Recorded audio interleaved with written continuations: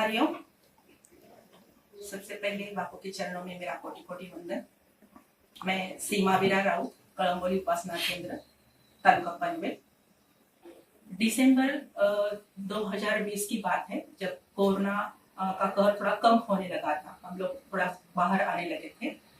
उस वक्त एक शाम को मैंने 5:15 साढ़े 5 बजे तैयार हो गई और मैंने सोचा कि बाहर मार्केट में जाके कुछ सब्जी वगैरह खरीद के लाए।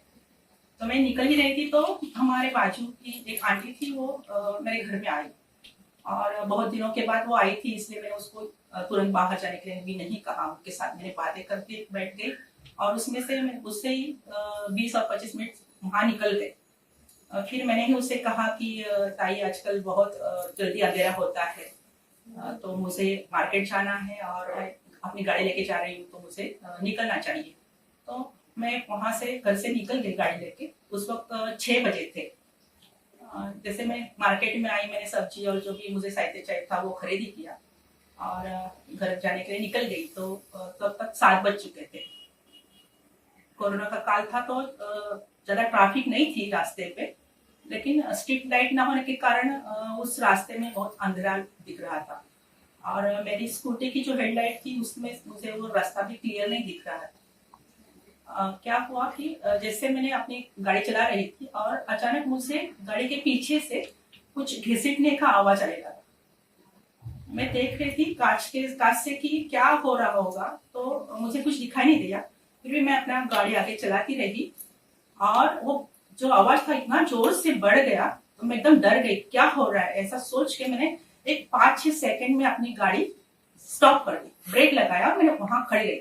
जैसे ही गाड़ी खड़ी करती हूँ तो पीछे से एक बाइक आके, मतलब वो मेरे आंख पे आने ही वाली थी लेकिन वहां नहीं आई, ना आके वो वहां टर्न हो गई पूरे विरुद्ध दिशा में और वहां पलटी हो गई।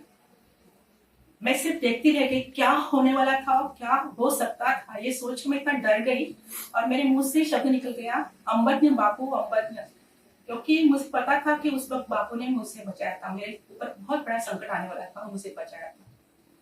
थोड़ी देर के बाद मैंने सोचा कि क्या हो गया था, क्या होने वाला था। तो मुझे ध्यान में आया कि जो मुझे पता नहीं था कि पीछे से एक बाइक जिसका कंट्रोल गया वो आ रही है।